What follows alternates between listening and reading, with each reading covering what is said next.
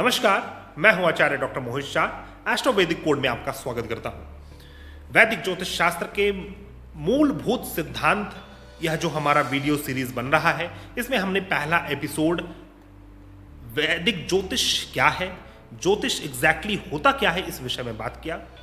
आज का हमारा विषय कुंडली क्या है, आपकी जन्म पत्रिका एग्जैक्टली होती क्या है और उससे हम क्या पता कर सकते हैं। आइए इस वीडियो के माध्यम से हम बात करें।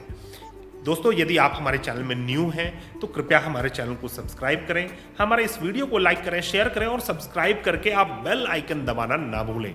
तो जन्म कुंडली क्या होती है? जैसा कि इसके पूर्व के वीडियो में हमने बात किया था कि जो वैदिक ज्योतिष शास्त्र है, वैदिक पीरियड में, वैदिक काल में आपकी कुंडली का निर्माण नहीं होता था। वो सिर्फ जो ऋग वैदिक ज्योतिष है, जो ऋग वेदोक्त ज्योतिष है, उसमें कुंडली का कोई वर्णन नहीं है।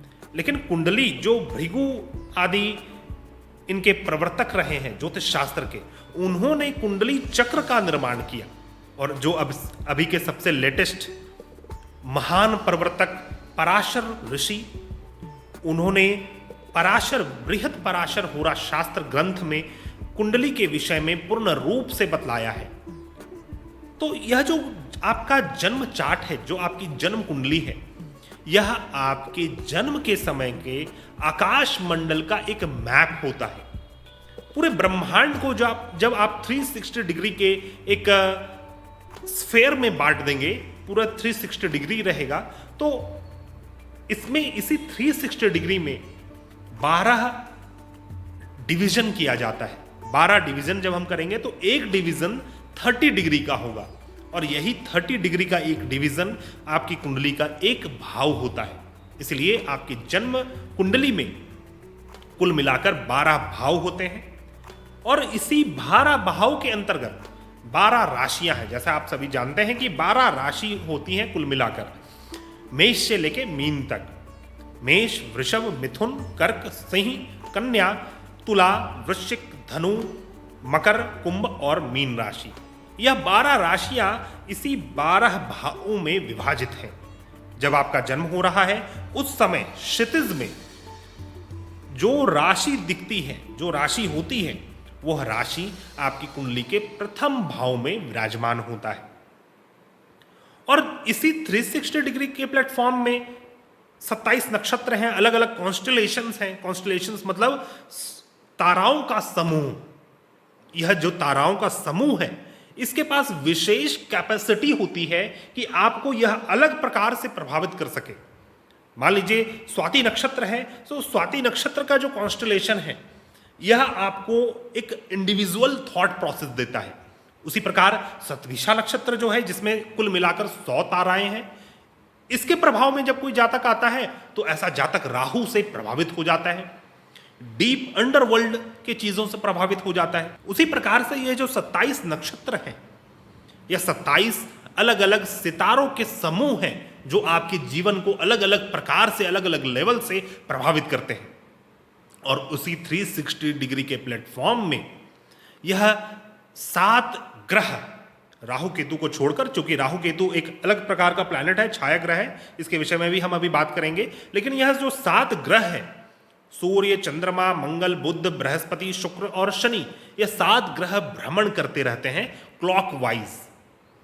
तो यह जो आपका जन्म चार्ट, एक इमेजिनरी चार्ट आपको माइंड में समझना है कि जो जन्म चार्ट आपका बनता है, इसमें 12 भाव हैं। इसी 12 भाव में 12 राशियां हैं, और इसी 12 राशियों में यह 27 नक्षत्र स्थित हैं, और उन्हीं नक्षत्रों के अंतर्गत यह 7 ग्रह भ्रमण करते हैं। बाकी के जो 2 ग्रह हैं, राहु और केतु, ये एग्जैक्टली होता क्या है?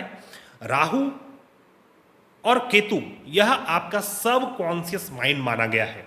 पृथ्वी और चंद्रमा का जो नॉर्थ वाला इंटरसेक्शन है वह राहु है, और जो साउथ वाला इंटरसेक्शन है वह केतु है। तो यह जो राहु केतु है, यह भी ग्रह के अंतर्गत माने गए हैं। यह कोई पिंडीय ग्रह नहीं है, इसका कोई अपना पिंड नहीं है, लेकिन यह एक इमेजिनरी, एक मैथमेटिकल पॉइंट है स्पेस में, जो राहु और केतु के नाम से जाना जाता है। और यह भी आपके कुंडली में विराजमान होते हैं कुल मिलाकर। इसीलिए नवग्रह का विश्लेषण हमारे ज्योतिष शास्त्र में किया जाता है। इसी नवग्रह के अंतर्गत अन्य और भी कुछ ऐसे ग्रह होते हैं जिसके विषय में हम आगे सीरीज में बात करेंगे, जैसे कि चाप, उपकेतु, इस प्रकार के कुछ और अदृश्य ग्रह होते हैं जो भी आपके जीवन को प्रभावित करते हैं। लेकिन यहां पर हम लोग सिर्फ एक सिंप्लीफाइड वे में यह बात कर रहे हैं कि एग्जैक्टली आपकी जन्म कुंडली होती क्या है। तो यह जन्म कुंडली का निर्माण आपने करना सीख लिया कि यह जन्म कुंडली कैसे बनती है एग्जैक्टली। जब आपका जन्म हो रहा होता है उस समय चंद्रमा जिस नक्षत्र में स्थित होते हैं, उस नक्षत्र के जो स्वामी ग्रह हैं, उस ग्रह से आपका महादशा स्टार्ट होता है। महादशा के विषय में भी आपने सुना होगा कि महादशा चलती है, महादशा के अंतर्गत अंतरदशा होती है। तो महादशा का निर्णय उस हिसाब से होता है।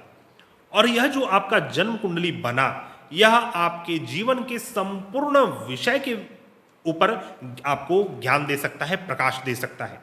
क्योंकि किसी पर्टिकुलर टाइम में जब किसी जातक का जन्म हुआ तो वह जातक उस कॉस्मिक ऊर्जाओं को लेकर जन्म लेता है जो पूरे आकाश मंडल में, पूरे ब्रह्मांड में विचरण कर रहे हैं।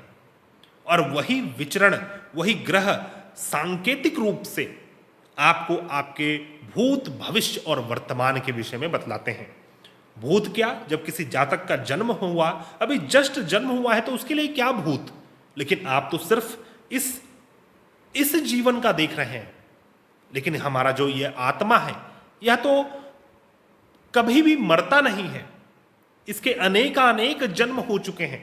जिस प्रकार कोई जातक अपने नए वस्त्र को धारण करता है, पुराने वस्त्र को उतार देता है, उसी प्रकार यह जो जीव आत्मा है, यह कई बार अपने शरीर को लेकर नए शरीर को लेता है, पुराने शरीर को छोड़ता है।